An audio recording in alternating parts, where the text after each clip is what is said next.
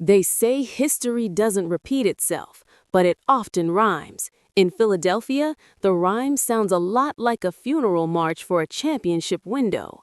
While the rest of the NBA is fighting for playoff positioning, Daryl Morey just pulled a move so cold, so calculated, and so blatantly process-esque that the league office is reportedly losing their mind. The headline is, Morey just traded away the only bright spot in a dark season, rookie sensation Jared McCain. He calls it selling high. The fans call it a betrayal. But if you look at the $100 million in cap flexibility and the draft capital he just clawed back while Joel Embiid sits on the sidelines with a mysterious injury, a much darker picture emerges. Is Daryl Morey actually trying to win a title with Joel Embiid, or has he spent the last 3 years secretly building a trap door to escape the Embiid era?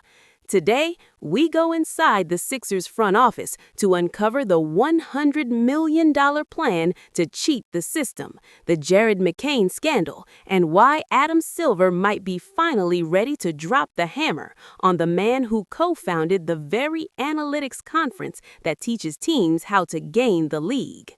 Part 1. The Jared McCain Sell High Scandal. Let's talk about Jared McCain. In a season where the Sixers have been decimated by injuries, McCain wasn't just a silver lining, he was the whole cloud. A TikTok star with a deadly jumper, McCain was averaging nearly 19 points a game off the bench before the trade deadline. He was the energy, the culture, and the future. Then, in a move that sent shockwaves through the locker room, Morey shipped him to the Oklahoma City Thunder. The return? A 2026 Rockets first-round pick and a handful of seconds. On paper, Morey claims he sold high. He argued that with Tyrese Maxey and VJ Edgincombe occupying the backcourt of the future, McCain was a luxury the team couldn't afford to keep while his trade value was at an all-time high. But here is where it gets suspicious. You don't sell high on a 20-year-old cornerstone when you have a 32-year-old MVP in his prime. You keep that talent to help him win. By moving McCain for future picks that won't convey for another 2 years, Morey effectively signaled that the 2026 season is more important than the 2025 season. This isn't just a trade, it's a pivot. While the Sixers PR team talks about roster balance, the reality is that Morey just traded a win-now asset for a maybe-later asset, and he did it while the team was sliding into the play-in tournament. It's a classic Moreyism, treating players like stocks instead of humans. But when you treat your fan-favorite rookie like a pump-and-dump scheme, you lose the locker room. Rumors are already swirling that the veterans in that room are livid. They were told this was a championship pursuit. Instead, they feel like they're part of a liquidation sale. Part 2. The Embiid Injury Conspiracy. Now, let's look at the big fella. Joel Embiid has been the sun that the Philadelphia solar system orbits around for a decade. But right now, that sun is in a total eclipse. Since February 3rd, Embiid has been sidelined with what the team calls a right oblique and rib strain. On the surface, it sounds standard, but dig deeper. Embiid has only played in 33 of 66 games this season. Every time he nears a return, a new setback occurs, and coolly conveniently, these setbacks always align with the team's toughest stretches of the schedule. Is Embiid actually hurt? Most likely. A man that size carrying that much weight is always a ticking time bomb.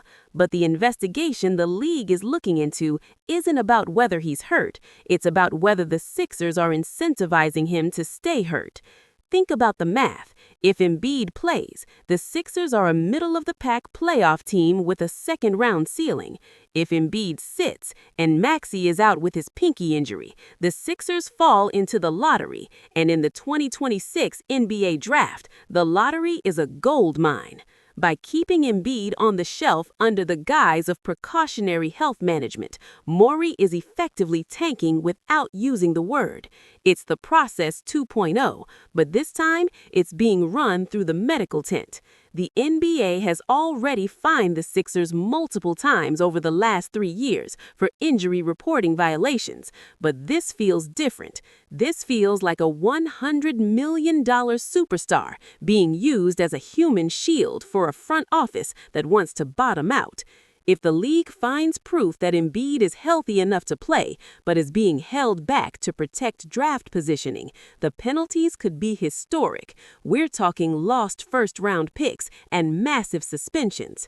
Part 3. The $100 million cheat code. So, what is the $100 million plan? It's not just about the players, it's about the books. Daryl Morey is an obsessed cap space architect. By trading McCain and letting Eric Gordon's contract expire, Morey has positioned the Sixers to duck the luxury tax for the 3rd consecutive year. In an era where the New York Knicks and Boston Celtics are spending hundreds of millions in tax to win, the Sixers are consistently in the green.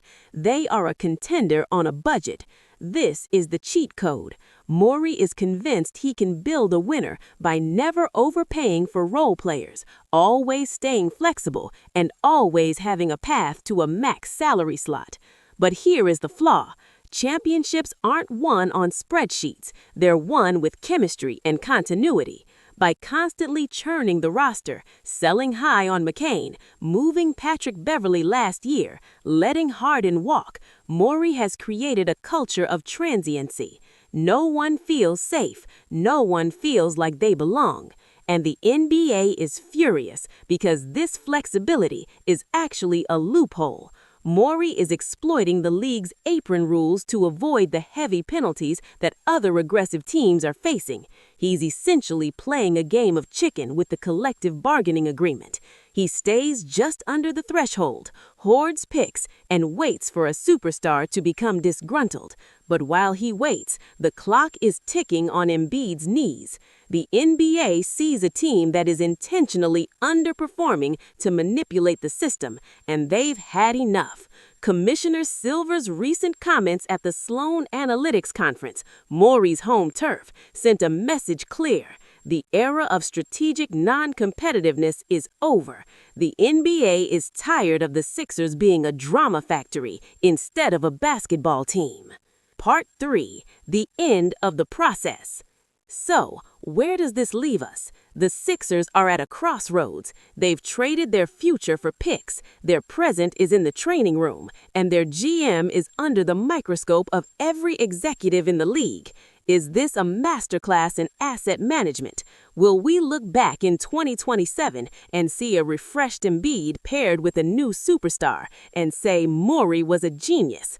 Or is this the final gasp of a failed philosophy? The selling high on Jared McCain might go down as the biggest mistake in Sixers history, a move that finally broke the trust between the front office and the city. The NBA is watching, the fans are waiting, and Daryl Morey, he's probably already looking at the next spreadsheet, trying to figure out how to turn this chaos into his next process. But this time, the system might just fight back.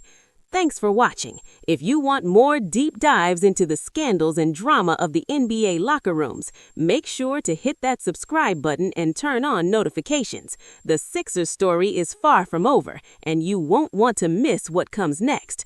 What do you think? Did Morey cheat the system, or is he just smarter than everyone else? Let's argue in the comments.